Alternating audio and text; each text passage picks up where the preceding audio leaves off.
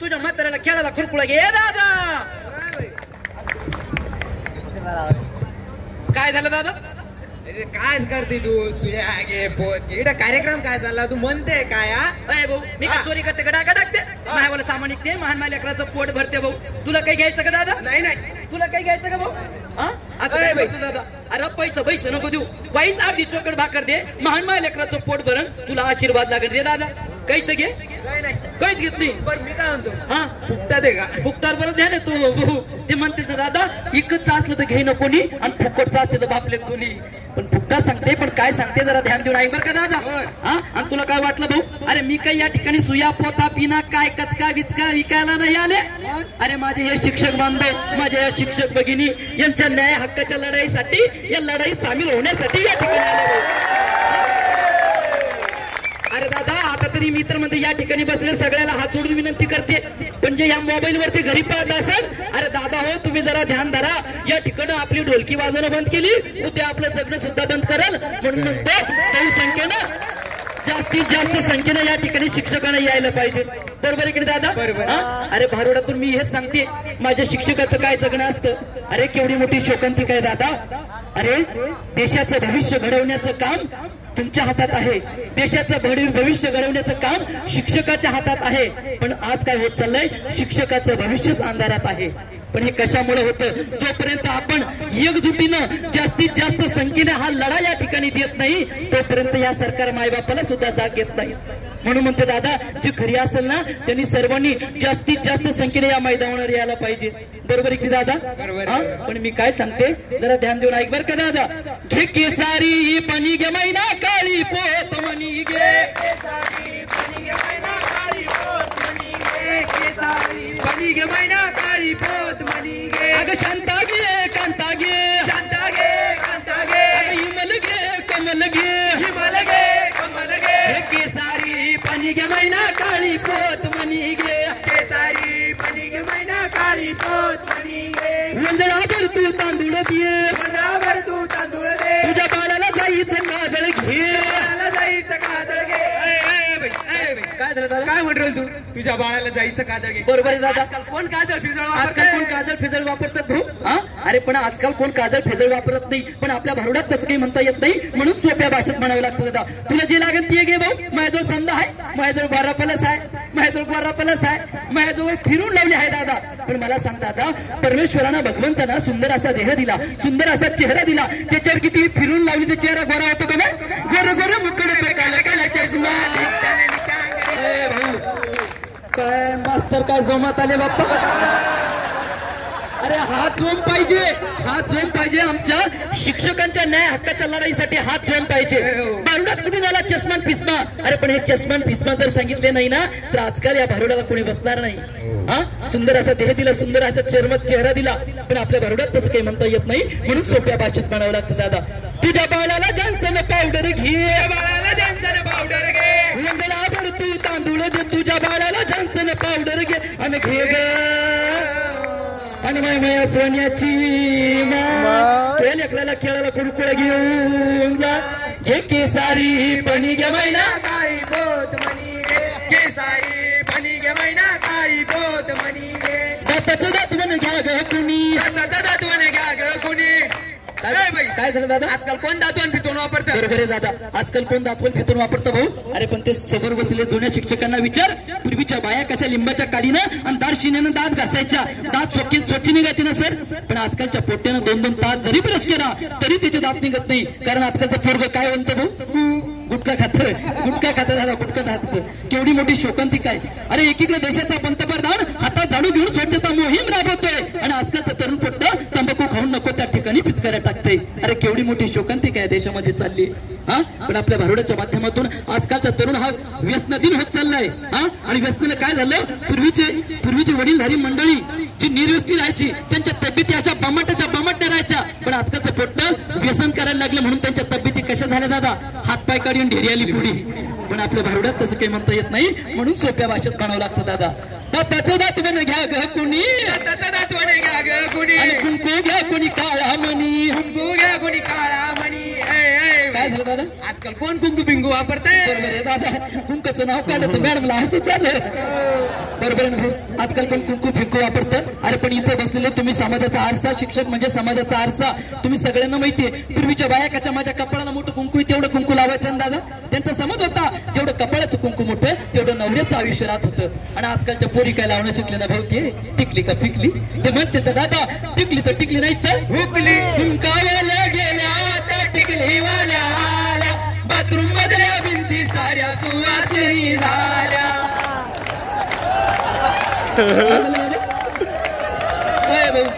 काय झालं, काय म्हणतोय तू? बाथरूम मला सांग, हा बाथरूम मधल्या भिंती संवादी झाल्या कशा? मला सांग दादा, ताई अक्का आंघोळीला बाथरूम मध्ये गेल्यावर टिकली कशाला चिटकू देत रे भाऊ?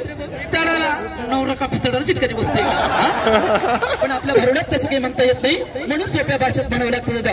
कुंकू घ्या कोणी काळा मणी, कुंकू घ्या कोणी काळा मणी, दाताचं दात म्हण घ्या ग कुणी, कुंकू घ्या कोणी काळा मणी, आणि घे ग माय, आणि माय माया आयर सरची माय, त्या लेकराला खेळायला खुरकुळा घेऊन जाय, घे केसारी पाणी घे मैना काळी पोत मणी घे, केसारी पाणी घे मैना काळी पोत मणी घे, काळी पेत मणी घे, काळी पोत मणी घे, अगं सोनल घे कमल घे, सोनल घे कमल घे, हिमल घे नंदा घे, हिमल घे नंदा घे, अगं मंदा घे कांता घे, मंदा घे कांता घे, केसारी पणी घे मैना काळी पोत मणी घे, केसारी पाणी घे मैना काळी पोत मणी घे. ओय बाई, अय बाई, काय झालं दादा? मला सांग, आजकाल कोण केसारी पिसरी वापरताय? बरोबर आहे दादा, आजकाल कोण केसरी पिसरी वापरतं भाऊ, पण ह्या कलियुगात केसरी बी ठेवा लागते दादा. त्याचं कारण असं आहे, आजकालच्या पोरी केस कापून फिरतात, पोरं झिपऱ्या वाढून फिरतात भाऊ, म्हणून केसरी ठेवा लागते. अरे समोर बसल्या मॅडमचा बघा कसा एक आंबाडा आहे, कसा एक भुचडा आहे. पूर्वी सुद्धा एक मायचा काय असायचा, एक आंबाडा राहायचा, एक भुचडा राहायचा. त्या भुचड्यातून एक शेंडीवर राहायची ना दादा. ती शेंडी म्हणजे ज्ञानरूपी अँटिना, आणि त्या ज्ञानरूपी अँटिनाच्या रेंज मध्ये सगळं घर कसं एका विचारानं राहायचं दादा. पूर्वी वडील जे सांगत होता तेच मुलगा करत होता, पण आजकालचं पोट्ट लग्न करतं तर बापाला माहित होत नाही. कशामुळे? भुचाडीच राहिली झिपऱ्या पांगले ना भाऊ. आजकालचं पोट्ट लग्न करतं तर बापाला माहित होत नाही, आणि आजकालचे लग्न तरी काय माय, सकाळी ढांगडून, दुपारी टांगतू, आणि संध्याकाळी सामसूम. अरे केवढी मोठी शोकांतिका आहे. अरे आपले परमभाग्य राष्ट्रसंतांच्या पदस्पर्शना पावन झालेल्या या महाराष्ट्राच्या भूमीत तुमचा आमचा जन्म झाला, केवढी मोठी भाग्याची गोष्ट आहे दादा.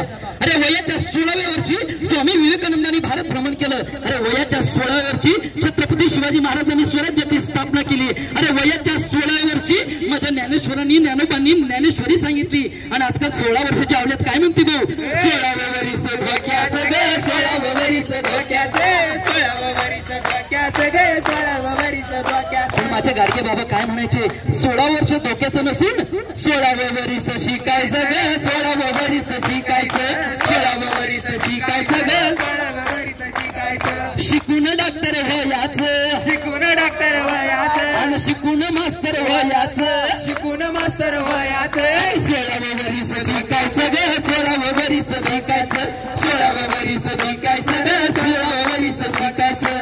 अरे असा माझा महाराष्ट्र होता, बरोबर आहे की दादा. पण ह्या मोबाईलनं टीव्ही न एवढा धिंगाणा लावला दादा.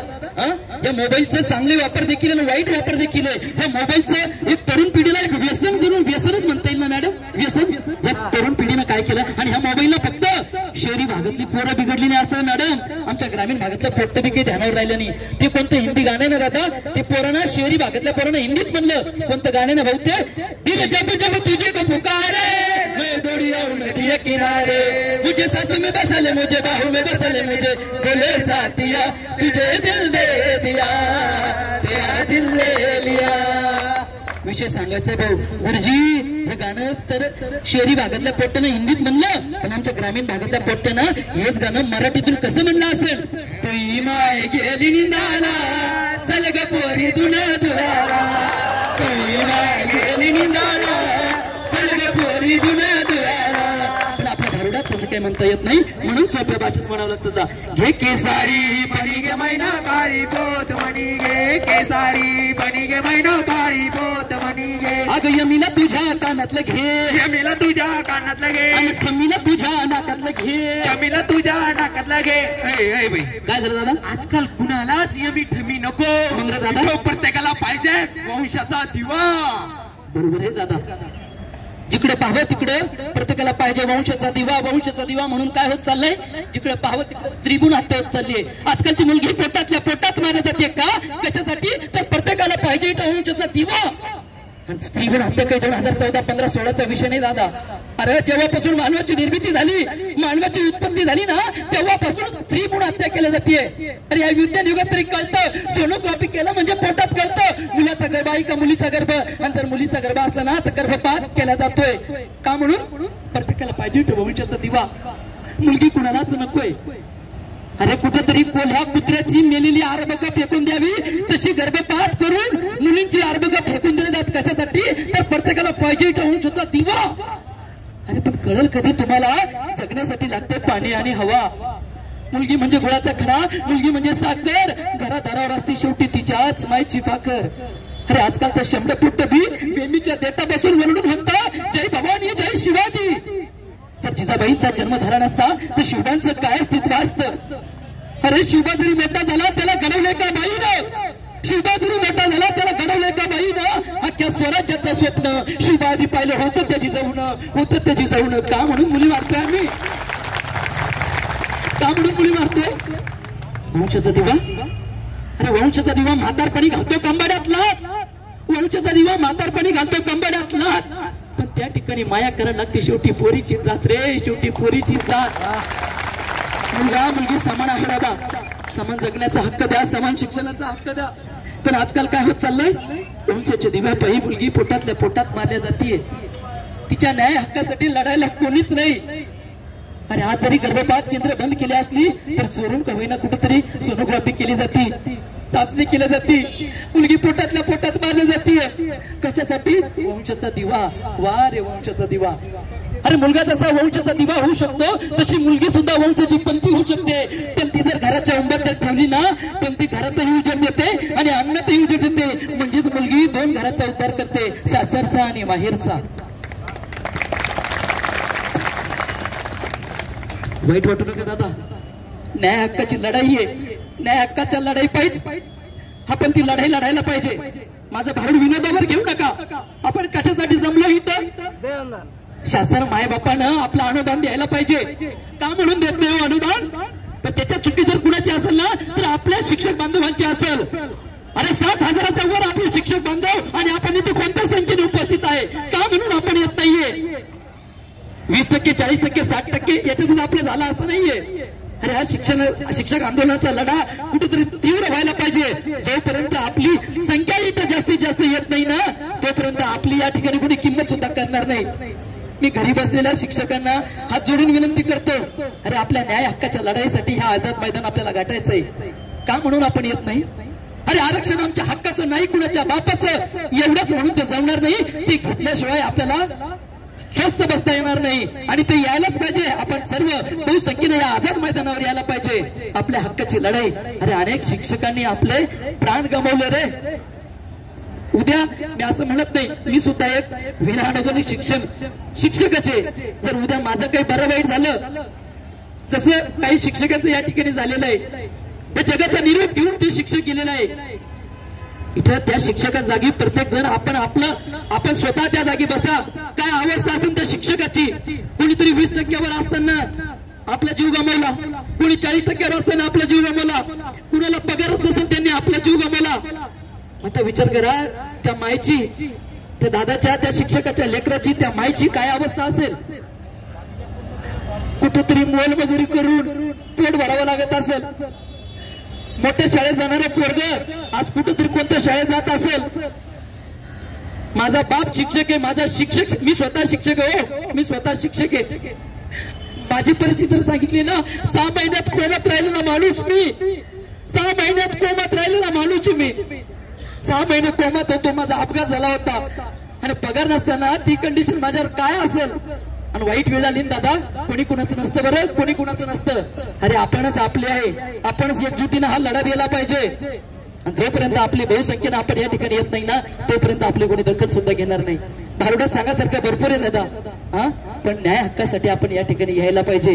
विचार करा, ज्या शिक्षकांचं जीवन या लढ्यासाठी संपले असतील, काही शिक्षक नोकरीवर असताना गेले असतील, त्या कुटुंब खरंच किती डिस्टर्ब झाला असेल विचार करा ना हो. जर उद्या माझं जर काही बरं वाईट झालं, मला अजून पगारही नाही हो ना, कुठली माझ्या पगार नाही ना, मला कुठली सुरक्षा नाही ना, मला कुठलं दवाखान्याचं असेल काही असेल कोणतीही सुरक्षा नाही. आणि तुटपुंच्या पगारीत 20% 40% आमचं होणार तरी काय. 7,000 रुपये माझा नुसतं मेडिकलचा खर्च आहे दर महिन्याचा. मला शुगर आहे, मला बीपी आहे. उद्या चालून मी म्हणत नाही ही वेळ कोणावर यावी, पण सांगतात नाही नियतीचा घाला कसा असतो. उद्या जर तुमचं बरं वाईट झालं ना, तर तुमची मुलगी, तुमचा मुलगा, तुमची पत्नी यांनी कोणत्या भरोश्यावर जगायचं हो. मास्तरचं लय अवघड झालं हो. शिक्षक आहे, टापटीप कपड्यात दिसतं, हसणाऱ्या चेहऱ्यामागे नेहमी दुःखाचा डोंगर असतो. तो डोंगर कुणालाच दिसत नाही. बरोबर आहे ना दादा. आता तरी घरी राहिलेल्या सर्वांना विनंती करतो, जास्तीत जास्त संख्येने या ठिकाणी यायला पाहिजे दादा. बरोबर आहे की नाही. पण आपल्या भारुडात तसं काही म्हणता येत नाही, म्हणून सोप्या भाषेत म्हणावं लागतं दादा. मी जरा भारूड सोडून दुसरीकडेच गेले ना बाबा. बरोबर आहे ना. अरे पण माझा या ठिकाणी माझ्या बऱ्याच भगिनी, माझ्या माता, माझ्या भगिनी, माझे बांधव हे बऱ्याच दिवसाचे या ठिकाणी येऊन बसले. त्यांना लेकरं बाळ नसतील का दादा, त्यांना घरदार नसेल का दादा. मग आपलं भारूड सोडून जर आपण यांच्या न्याय हक्कासाठी थोडं जर बोललो असेल तर काही वाईट आहे का भाऊ ते. हा, मी काय म्हणत दादा, अगं यमीला तुझ्या कानातलं घे, यमीला तुझ्या कानातलं घे, आणि खमीला तुझ्या नाकातलं घे, खमीला तुझ्या नाकातलं घे, आणि घे ग आणि माया समोर बसलेल्या मॅडमची आणि माया मोबाईल वाल्या ताईची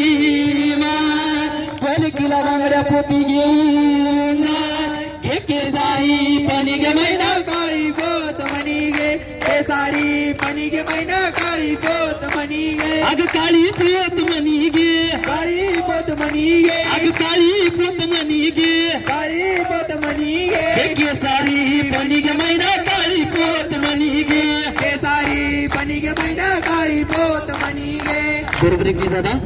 अरे अनुदान आमच्या हक्काचं नाही कुणाच्या बापाचं, अरे अनुदान आमच्या हक्काचं नाही कुणाच्या बापाचं. कोण म्हणतो देत नाही, कोण म्हणतो देत नाही. बरोबर आहे की दादा. तुम्हाला काही घ्यायचं का भाऊ, काय पाहिजे. बरोबर आहे दादा. अनुदानासाठी आणि 100% तुम्हाला अनुदान मिळाल्याशिवाय राहणार नाही. जोपर्यंत आपण जास्तीत जास्त संख्येने या आझाद मैदानावर येत नाही ना, तोपर्यंत आपल्याला अनुदान भेटणार नाही. बरोबर आहे की दादा. हा, चल दादा आपण थोडं वेळ करून येऊ. यांचा काहीतरी कार्यक्रम चालतो, पुन्हा काहीतरी उडळून येऊ. नुसती ढोलकी म्हणून काय झालं, या शिक्षक मायबापाच्या टाळ्या, यांच्या टाळ्यात असलेला आनंद आणि त्यांच्या चेहऱ्यावर अनुदानाचा असलं दुःख आपल्याला समजून देतो. बरोबर आहे का. चल भाऊ, ये सुया